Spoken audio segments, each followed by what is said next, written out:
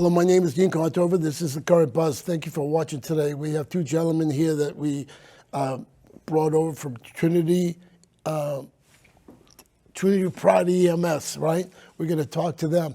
I have Dave Green. He's the Director of Clinical Services of Pride Trinity EMS. And Chris Dick, he's the Senior Vice President of Public Relations of Pride Trinity EMS.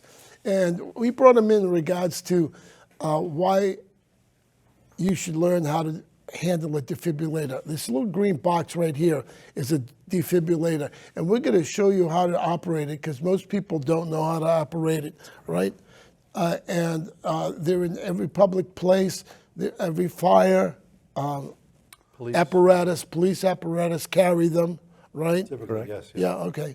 And public buildings are all in public buildings. Make yourself aware where they are because, I mean, we have a studio in the school right now. I don't even know where the defibrillator is. I mean, there's no red sign, so to speak, that flashes in my face. So I wouldn't even know where to go to get a defibrillator. So anything that I missed, David, I mean, regards to defibrillators? No, they're typically in cabinets hanging on the wall, typical to like fire extinguishers. You have those on the wall in public buildings. Typically, defibrillators will be in a cabinet. So. I see, okay. Yeah. So these defibrillators, they're now portable and they speak to you, right? And we're going to put a demonstration on. Yes. Yeah. So what we're going to do is we're going to demonstrate eventually, probably in 10 or 15 minutes, how the defibrillator works, and it talks to you and gives you instructions on what to do. So please, watch and watch a demonstration how it works because you may have to use it someday. Someday they'll probably be in your car. Everyone will probably have one once they get, cheaper. It's a little price prohibitive right now, but yeah, you can see it going that way. And it is very user-friendly, as Dave said. Yeah. It talks you right through every step, and it'll tell you, hey, don't shock or shock. Oh, is that right? Yeah. It can read that. Yes. Okay. It's an electric shock. But I want to talk to David right now in regards to, he's an EMT, sometime his bio in regards to how you got involved in all this stuff. So I've been an EMT since 1981. 81, that's pretty early. That's when it kind of started, right? It started a few years before that, right? Like maybe Not many. late 1960s, early 1970s, All right. right? But it wasn't really popular where now you have every firefighter in Chelmsford is an EMT, right? Correct, yeah. I don't think a police department's that way. Some of them are doing it as well, and it's we do tend to be a stepping stone industry. So the EMS industry tends to be a stepping stone industry. People come in, they get their EMT, they go up the line to the paramedic, and then sometimes they'll move on to be a police, fire, nurse practitioner, physician's assistant, doctor. They kind of move the ladders. That's why we're kind of the stepping stone. We typically will get our employees for about 3 to 5 years before they start really climbing the healthcare ladder. But it's great, an EMT, a paramedic, it's a great pre-hospital care. You see what happens in the streets, what goes on, and the collaboration you have with the police and the fire and how the team works on site, package the patient up to a point, get it to the hospital, then pass it on to the hospital. So it's that pre-hospital care, and it's just a great learning efforts to get that EMT paramedic and then go on from there if you want. Okay. We do have some life. I have some questions because EMT and you said paramedic. What's the difference in education? And I'll let Dave talk about So an EMT is a fairly basic EMT first aid course. A couple hundred hours typically. The number of hours can vary depending on location and state. Paramedics typically over 1,000 hours of emergency medical training. You can actually become a paramedic through some college programs. You can get an associate degree in paramedicine, or some colleges you can get a bachelor's degree in paramedicine. So it's really the amount of training that you go through to become a paramedic, right? And then for my stepping stone, it was EMT, and then a paramedic 4 years later, and then a registered nurse 20 years later. So I've kind of made all those kind of steps that Chris talked about. Right. For my career. So you're an RN also? Yes, sir. Yeah. So you're working for I always forget Pride Trinity because PrideStar Trinity. you guys merged, and I'm thinking Trinity. Back in Do they 2021, pay you yeah. as an RN, or do they pay No, you? they pay me for the position that I'm in, which is the clinical services position. So. And what does that entail? So quality assurance, right? Making sure our staff is clinically proficient, you know, and, ensuring that they're able to do the job and the skills that they need to do and on any particular given call or moment. So education and training. So you were involved in the certification, let's say CPR, right? I want to get certification as a lay person. Give me the steps how you do that. So that would fall under my department, right? And PrideStar offers various training courses for CPR. Typically, it's a hybrid course. We have folks from the general public that want to become CPR certified. We'll send them the online portion of the CPR course that they need to complete. Then we have regularly scheduled CPR skill sessions that they would come in, and it's about 45 minutes to complete the CPR certification course by going through all the skills and, again, making sure they're proficient. With you, it would be 45 minutes. How long would it take me in regards to being online and taking the course? Hour and a half. Oh, is online. that all? Yep, and then another 45 minutes to an hour for skills. There must be some charge online or something like that, is there? Yeah, there is. The charge escapes me for the moment. Okay. But yeah, so if I you think go I to saw $12, but if you go to PrideStarTrinity.com, that's our website, and you Okay. click View Courses, that actually brings you to the available courses, and you kind of could pick the course that you want. And once you open that up, there's a description of the course, and of course the price for the course is in there. And okay. So Yeah, we do run our own ENT academy. So we do 2 courses in the fall, 2 courses in the spring, and we do 1 course in the summer. And how many people in the academy roughly? Right now, we have two courses going. We have a day and a night class. Okay. Probably about a total just under 30. yeah, They have to be present. Yes, we Yeah, do in for the person. course. Yeah. Oh, yeah. okay. And that's not bad. So are you teaching the day course and the night course? We have 2 instructor coordinators that work for me, who one teaches the day course and one teaches the night course. So we have a really good EMT training staff, a number of folks that do a really great job for us. So, but I oversee the training. I make sure that it meets guidelines and whatnot. Now, where are the courses given? Yeah, our main hub is in Lowell at 229 Stedman Street in Lowell. Okay, 7th Street. And our operations, our dispatch center and our operations center is right across from McGovern Ford at 1221 West Virginia. Yeah, right on Western Street. You Yes, can sir. go by and It looks like Star Wars. yeah, all the- I've been. Yeah, you've seen it. Yeah, it's pretty I've impressive. been inside. I'm impressed by that. You know that you guys get an ambulance out and to the people and so forth. You just changed location in regards to garages in Chelmsford. You're on Chelmsford Street now. Yes, right? that's our Chelmsford Street base. It's a great spot. We have 2 ambulances there. We do typically during the day we will float one up to the North Chelmsford area, and the other one will stay in that area. We try to post it to the. When you area. say float, what do you mean?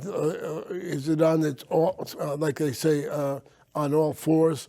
In other words, Yep, they they'll just post sit it up by there? the senior center area, Oh, up by okay. what's the Harts Pond, or what's the pond up there? Yeah, I apologize. yeah. They'll stay over Freeman- the Freeman, yeah. Freeman Lake, and they'll post there, and then we'll have one in the center and one in that. That's where the volume is typically. We try to post. You get problems on Route 3 or 495? Sure. Yeah. Yeah, and yep. So you respond to those? Yeah, with the police and fire. We have a wonderful, wonderful relationship with Chelmsford PD and Chelmsford Fire, and those chiefs have been great people to work with. We've been in town, if you can believe it. This will be our 30th year. Let's talk about the towing guy. You forget about him. Yep, but that's right, He's that's right. another. Yep. Oh, yeah. piece He of the shows puzzle. up and he's Okay. a piece of the puzzle. Okay. Yep. If it's an accident, yes. Yeah, Sir. yeah. Oh, yeah. We've been in the town of Chelmsford. This will be our 30th year. Wow. 911 emergency services. For Are we the going to town. have a party or something? I don't know. like cake or Listen, something like I love that? a party, so Yeah, don't yeah. threaten me with a good time. I like cake, so You'll be invited. Gene. Okay, thank you. Thanks a lot. I appreciate it. So we're going to do not at this moment, but if you could bring this over, let me show what's. It has instructions on it. It's this is I don't know if you can see it. It's easy. It's simple. It's about $1,000 to $2,000 item right now. It ranges, depends on the Yeah. model. That's a Zoll model, which Okay. is right in Chelmsford. Zoll Medical. No kidding. Is right in Chelmsford. Is that right? Yep, they're great on Alpha Road, Mill Road area down that way. Mill Road, What is it? Mill Road. Mill So Road. do you know them? Can we get them on the show? They're wonderful people. you did. Yeah, wonderful people. Oh, good. All right. So this is instructions. If you want to buy one, you can buy one online. Any suggestions of people who have heart problems or that they should have one? Or Well, I think that the medical provider, whoever their medical provider is, could offer advice as to whether or not they thought that was a good piece of equipment to have available to the family. So, but I would go through the medical provider and maybe get. And like you said earlier in the show, they are everywhere. Like you go to Market Basket, and if something happens where you drop and you need a defibrillator, there is one at Market Basket. There is? There's one in the schools. A lot of the police and fire departments carry them on. We have them on all of our apparatus. Okay.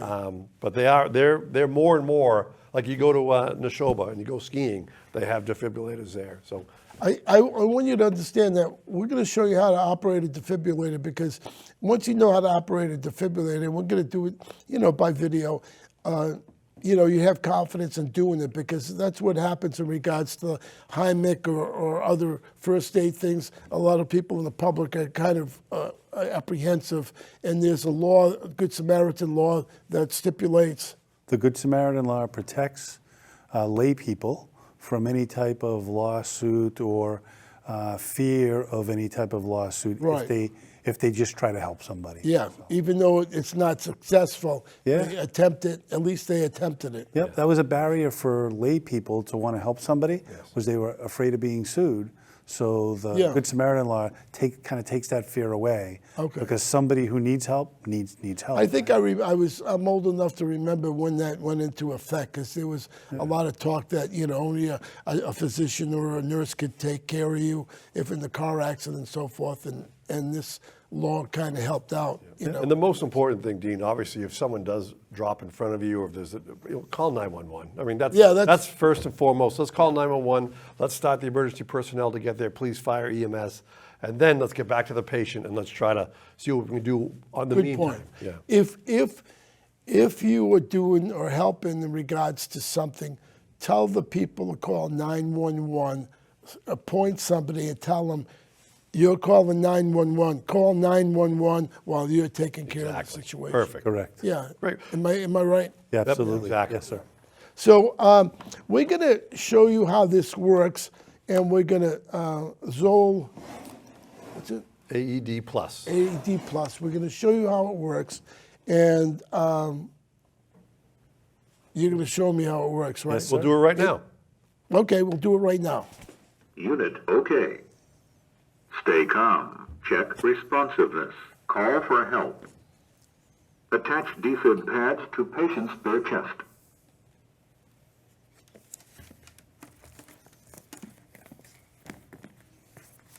Attach defib pads to patient's bare chest. Okay. Don't touch patient. Analyzing. We have a defibrillator here. Don't touch patient. We have a defibrillator, and he's going to explain where they are. You're going to be trained on how to use them. And go ahead. Yes, so in an emergency, if you find someone who's not awake and you can't arouse them in any way by shaking them gently, you can't arouse them, it's important first to always call 911 immediately. Good point. It's best to delegate that to somebody if you can and have them call 911. Good point. Or if you need to pick up the phone or use your cell phone, you would call 911. That is the most important Make thing sure to you do. know where you are. Give them a description. Those cell phones, sometimes they can locate, right? Right. But you absolutely want to tell them where you are. So first most important thing is call 911. In someone that you can't wake up, right? Someone that's, a defibrillator is an important piece of equipment to bring to the side of the victim as soon as you can. Now let's talk about defibrillators for a moment. Different shapes, different sizes. This is one example. They're This low. is a Zoll, It's a Zola AED Plus. That's our company that we get our equipment from. and they're in Chimson. Yes, sir. Okay. Zoll and Corporate Chimson. headquarters. Yes, sir. Okay. But defibrillators come in different shapes and sizes. You can typically find them in public locations, public buildings, schools, office buildings, airports, gymnasiums or fitness centers. You can find them all over the place now in the state of Massachusetts. You have to look for them though. Typically they're hung on the wall similar to fire extinguishers. They'll be in a metal case, it'll say AED on it, and they'll have the electrical shock symbol as a visual symbol, kind of delineating that it's an AED. Now, So do you know where your defibrillator is? that's a question that I ask all the time. I bet. I don't even know where it is. When I teach a CPR class in a public building, right, one of my first questions or an office building, one of my first questions for the staff in that class is, where is your defibrillator? And what's the percentage of it that knows? It's a low percentage, typically, right? Not always. But what I then do is I stop the class and we walk as a group to go find where the defibrillator is located. Great. So they all know where it's located.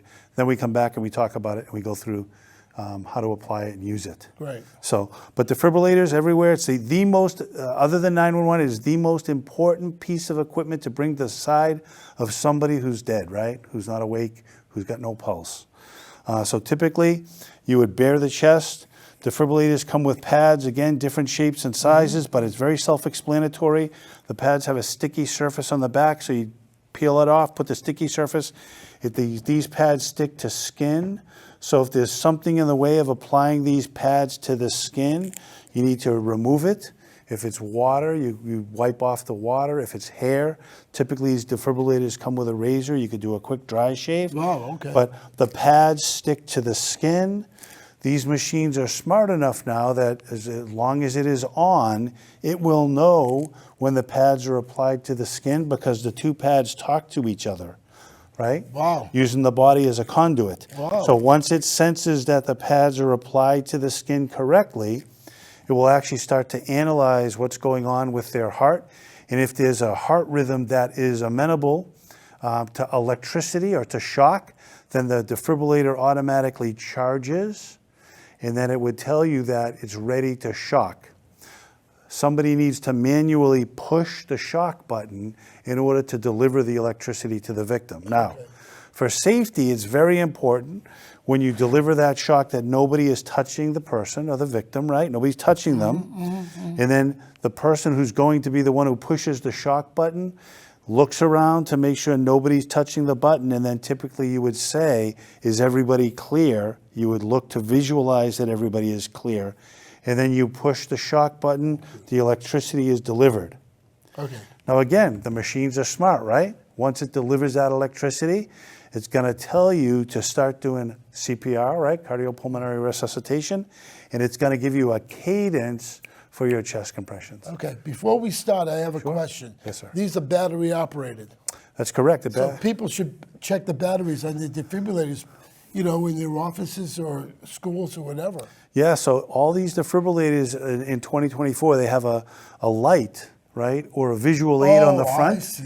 that tells you whether the battery is good or whether the battery is bad. What wasn't a bad question, right? It was a great question. Okay, thank you. So typically 5 years maybe, but if you don't use it, 5 years for the battery before you need to change the battery. okay. Though you should be looking at the device and even servicing it once a year if you want to make sure that it still works.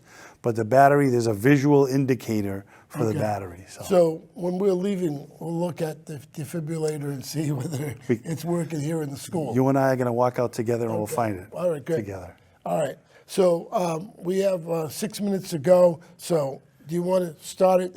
The battery's on the bottom. This handset is what? This is just this is a trainer device, so Oh, that trainer allows me device. to. Oh, okay. Yeah, so this, I see. you wouldn't see this You on a real wouldn't see that. defibrillator. Okay. All This right. just allows us to Well, kind I'm of just asking. run the All right. scenario. So man down, woman down. So, sure, man down, woman down, right? Okay. You come up, you find the victim on the floor, right? Okay. You try to wake them up, right? Hello, hey, are you okay? Hey, hey, wake up for me, hello. If there's no response, right? If you can't wake them up, there's no response. They don't move, they don't make any sound at all, right? What's the first thing you're gonna do, Dean? I check his pulse on his neck. Not gonna worry about that yet. What comes even before that? You're gonna call 911. 911. Okay. Yeah, or have someone Good upstairs point. go call 911 for Good us, point. right? Okay. Once we have them started, we would actually go up, we would find the defibrillator on the wall in this building, we would bring it back down to us, right? Okay. And then, again, once you open up the device and right, you let's- turn it on, all it right. starts to talk to you. Let's do it. Unit OK. That's a Stay self-test. calm. Check responsiveness. Call for help. Okay. Attach defib pads to patient's bare chest. Okay. Again, you have to bare the chest. These pads would have a sticky They have component to to be bare them. chest, right? Yes, sir. These pads would Attach stick on the defib pads chest. to patient's bare. Don't touch patient. Analyzing. Now, the defibrillator is trying to determine if the rhythm in the heart right now is something that we would Don't touch patient. deliver a shock Analyzing. to or not. And on this scenario, I think it's going to tell us to start No shock CPR. advised. Start CPR. Okay? Okay. And that noise right there is your cadence for your chest compressions, right? You bring somebody to the side of the victim who CPR certified. Maybe there's another staff member in the building in the school. There most certainly is.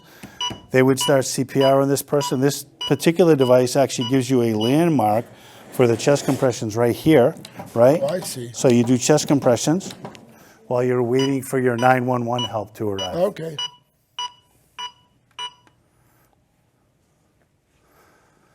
What's this little red light lighting up? I mean, does that give a key? This again is a mannequin that's a little smart in that this tells me whether my chest compressions are good or not. Watch that light. Oh, I see. Now it's green. Yep. Earlier it was. One green light is for the depth of my compressions. The other green light is for the speed of my compressions. Chest compressions need to be both hard and fast to be see. effective, I see. right? Now, do we do mouth to mouth anymore, or is that? So I teach, right, Okay. that first responders, EMS providers, will do mouth-to-mouth typically with a bag valve mask, so we're not typically touching our mouth on theirs. Okay. We'll Unless use we a, have to. We'll use a particular Yeah. tool to do that for us. There is something for lay people, there is something called chest compression only CPR, which means you don't do mouth-to-mouth.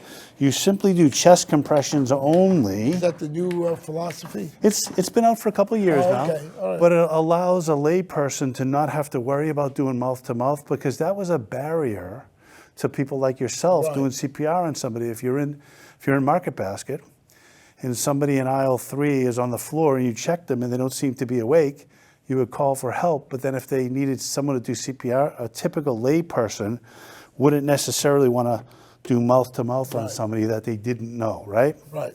So that was a barrier. So a few years ago, American Heart Association came out with something that they call chest compression only CPR. Oh, okay. Which See, would, yeah, I didn't know that. yeah, it would allow that same person in Market Basket to call for help, right? To check to see if they could wake them up, and then to start doing chest compressions, right? And not having to worry about putting their mouth on the, on the victim. So that was a barrier for getting people to do CPR. Okay. So they removed that barrier. So if I took a course in CPR, I'd be taught that method now. Yes. Okay, Yeah. all You, right. you learn both of them, Oh, okay. right? You learn both, Okay. right?